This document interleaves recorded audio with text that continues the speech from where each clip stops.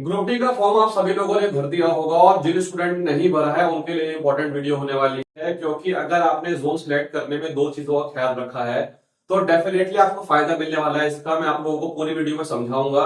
मैंने पहले भी इसके ऊपर एक वीडियो बनाई थी जोन सिलेक्शन के ऊपर कि आपको किस चीज का ध्यान रखना है। सेफ जोन, डेंजर जोन कुछ नहीं होता, मैं पहले भी आपको बता चुका हूं। मैंने बहुत ज्यादा आपको क्लियर करके बताया था चीजों को कि आपको जोन सिलेक्शन के लिए क्या चीजों का ध्यान रखना है।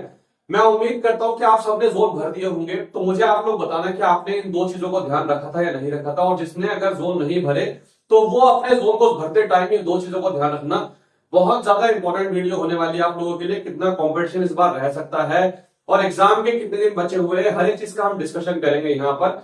मैंने भी एग्जाम दिए हैं कई सारे, मेरे बारे में आप ये देख सकते हैं यहाँ पर। और इस चैनल को सब्सक्राइब कर सकते हैं क्योंकि हम ग्रुप डी से रिलेटेड स्ट्रेटजी मटेरियल आपको प्रोवाइड करते हैं। देखो ये बिल्कुल क्लियर है, ग्रुप डी में कंपटीशन का लेवल थोड़ा सा अप रहने वाला है, क्योंकि आप लोग जानते हैं दो फैक्टर सबसे बड़े हैं।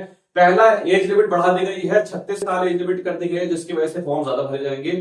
बिल्कुल डेफिनेटली श्योर शॉट है कि 1 करोड़ से ऊपर फॉर्म भरे जाने हैं।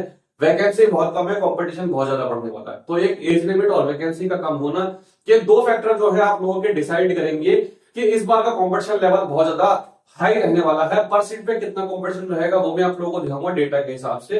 तो सबसे पहले आप एक चीज समझने की कोशिश करें कि जब भी आप एग्जाम देंगे, जो भी जोन सिलेक्ट करेंगे, पिछली बार जब जोन सिलेक्शन की बारी आई थी तो पिछली बार क्या हुआ था कि पिछली बार जो था एक जोन से दूसरे जोन में काफी ज्यादा डिफरेंस था। जैसे मान लो फॉर एग्जांपल अगर आप देखोगे गुवाहाटी में और चंडीगढ़ में देखोगे तो 15 से 17 नंबर का डिफरेंस था। तो एक चीज तो पहले आप लोग क्लियर कर लो, इस बार जो सबसे कम कट ऑफ जिस जोन की जाएगी और सबसे ज्यादा कट ऑफ जिस जोन की जाएगी उस पे मात्र और मात्र जो है 5 से 7 नंबर का ही फर्क होगा। बहुत ज्यादा कोई फर्क नहीं होने वाला, 5-6 नंबर का ही फर्क रहने वाला है। इसलिए इस बार तो कोई सेफ जोन डेंजर जोन है नहीं। यूट्यूब पे जितने भी आप वीडियो देख रहे हो कि सेफ जोन ये वाला है, डेंजर जोन वो वाला है, जहां यूट्यूब पे वीडियो देखोगे आप सेफ जोन वही सबसे ज्यादा डेंजर जोन होगा, ये बात याद रखना, ठीक है। क्योंकि पिछली बार अगर आप देखोगे कि अगर सीट्स के हिसाब से देखोगे तो पिछली बार जो था हर जोन में देखोगे आप तो अच्छा खासा कॉम्पिटिशन था। लास्ट टाइम जब ग्रुप डी की वैकेंसी आई थी 1 लाख के आसपास वैकेंसी थी, उसके बाद भी अगर आप देखोगे पर सीट का कॉम्पिटिशन, इलाहाबाद में 192 बच्चों ने फॉर्म भरा था, दिल्ली का 144 बच्चों ने भरा था, गोरखपुर का 155 बच्चों ने, जयपुर का 183, जबलपुर का 131, वेस्ट मुंबई 92, 97, ठीक। इसके बाद देखोगे आप यहाँ पे कोलकाता का 100, बिलासपुर का 170, ठीक है, चेन्नई का 94। तो यहाँ पर आप देख सकते हैं ये पिछली बार का डेटा था। मगर इस बार अगर आप देखोगे तो इस बार समझ लो सब जितने भी जोन हैं इसके दुगने दुगने जो है आपका कॉम्पिटिशन रहने वाला, 2 गुना 2.5 गुना कॉम्पिटिशन रहेगा। फॉर एग्जाम्पल मान लो कोलकाता में जो था आपका पर सीट पर जो है 100 स्टूडेंट ने फॉर्म भरे थे, तो इस बार जो होगा आप लोगों का पर सीट पे कम से कम 200 से 250 स्टूडेंट जो है वो फॉर्म भरेंगे। 200 से 250 स्टूडेंट सीधा सीधा मतलब बनता है, क्योंकि वैकेंसी कम है। पिछली बार 1 लाख वैकेंसी थी, इस बार 30,000 वैकेंसी है, तो जो पर सीट पर जो फॉर्म भरे जाएंगे वो आप लोगों के ज्यादा हो जाएंगे, कॉम्पिटिशन बढ़ जाएगा। मगर जब भी आप लोग जोन सिलेक्ट करेंगे तो आप लोग दो चीजों का ध्यान रखेंगे। सबसे पहले आप लोगों को जोन सिलेक्ट करना है ना, वो ये देखना है कि आपके घर के नजदीकी जोन कौन सा पड़ता है, वो आप लोगों को सिलेक्ट करना है सबसे पहले। अगर आप लोगों ने वही जोन सिलेक्ट किया है जो आपके घर के नजदीक पड़ता है तो बहुत बढ़िया है, बहुत शानदार है, आप लोगों को टेंशन की जरूरत नहीं है। क्योंकि अगर आपका सिलेक्शन होता है तो आपको आने जाने में, छुट्टियों में और बाद में बहुत ज्यादा अच्छा रहता है। क्योंकि मान लो कि आपने दूर का जोन सिलेक्ट कर लिया और बाद में आपका सिलेक्शन भी हो जाता है तो फिर आप लोगों को बड़ी दिक्कत होती है, सोचते हैं यार घर के पास ही भर देते तो ज्यादा बढ़िया रहता। तो सबसे पहले तो आप लोगों को देखना है कि घर के पास आप लोगों का कौन सा जोन रहता है। पहली चीज आपको प्रेफरेंस में वही रखनी है जोन सिलेक्शन के टाइम पे, क्योंकि सेफ जोन इस बार कुछ नहीं है। कुछ जोन जैसे मान लो कि जो बोल रहे हैं गुवाहाटी बहुत सेफ जोन है, ठीक है, या फिर जो जोन सेफ बता रहे हैं कि सेफ जोन है वो इस बार सेफ नहीं होने वाले। गुवाहाटी की कट ऑफ भी गुवाहाटी को डेंजर जोन बना चुके हैं पहले ही। सारे यूट्यूब पे जो है यूट्यूबर ने बताया गुवाहाटी भर दो, गुवाहाटी भर दो, गुवाहाटी को इस बार डेंजर जोन बना दिया है, ठीक है। तो ऐसा नहीं है कि इस बार सेफ जोन डेंजर जोन कुछ नहीं है। इस बार रेलवे का डेटा पता नहीं चल पा रहा। पहले एएलपी में क्या हुआ था कि पहले पता चल जाता कितने फॉर्म भरे गए, पहले ग्रुप डी का जब एग्जाम होता तब पता चल जाता था कि कहां से कितने फॉर्म भरे गए।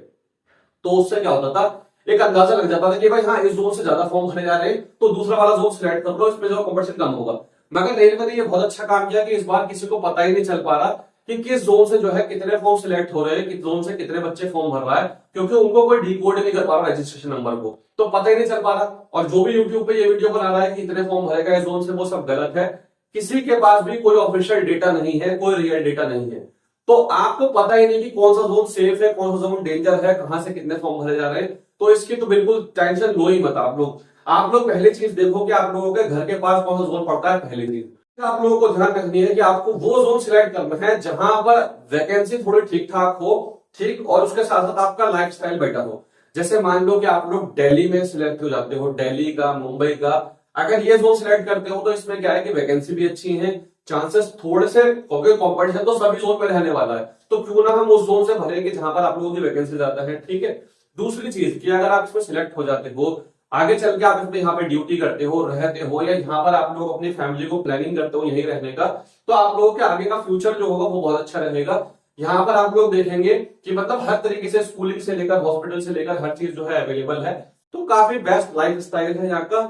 दूसरी बात, सैलरी जो है वो आप लोगों को एक्सटीटी की मिलेगी, तो सैलरी में डिफरेंस काफी ज्यादा होता है, लगभग ये समझ लो 8 से 9 हजार का डिफरेंस जो है वो रहता है सैलरी में। कि अगर आपकी जो है 31-32 हजार सैलरी होगी जेड सिटी में, तो एक्स सिटी में आप लोगों की 40-42-43 हजार तक सैलरी जो है वो बन जाएगी। 40 हजार से तो ऊपर बनेगी एक्स सिटी में, अगर आप किसी भी पोस्ट में लगते हो तो। जोन सिलेक्शन के ऊपर मैंने ये वाली वीडियो बनाई थी, आप लोगों को मैंने बिल्कुल क्लियर करके बताया था कि कहां कहां जोन से आप लोगों को सिलेक्ट करने से बचना है, किन चीजों को ध्यान रखना है। आप लोग मुझे कमेंट करके बताएं कि जिसने जोन भरा है वो कहां कहां से जोन भरा है आप लोगों ने, और जिसने नहीं भरा, आप लोगों के पास अभी भी दिन है, अभी 5-6 दिन और बचे हैं, 22 तारीख तक फॉर्म भरे जाने हैं, तो आप लोग फॉर्म भर दीजिए। जोन सिलेक्शन के लिए आप लोग इन 2 चीजों का ध्यान रखेंगे। अगर आपने इन 2 चीजों का ध्यान रखा है तो बहुत अच्छी बात है, क्योंकि इस बार सेफ जोन के चक्कर में जो पढ़ने वाले स्टूडेंट है उनके साथ जो है, मतलब बाद में पता चलेगा, जब डेटा आएगा कि भाई ये तो बहुत बड़ी गलती हो गई, दूर भी भर दिया, ठीक है, और उसका कॉम्पिटिशन भी ज्यादा है। तो इस चीज का बहुत ध्यान रखेंगे। कमेंट करके बताएंगे आपने कौन सा जोन से भरा है, और अगर कोई दिक्कत है तो मुझे कमेंट करके बताएंगे। मिलते हैं नेक्स्ट वीडियो में, तब तक के लिए बाय, ऑल द बेस्ट।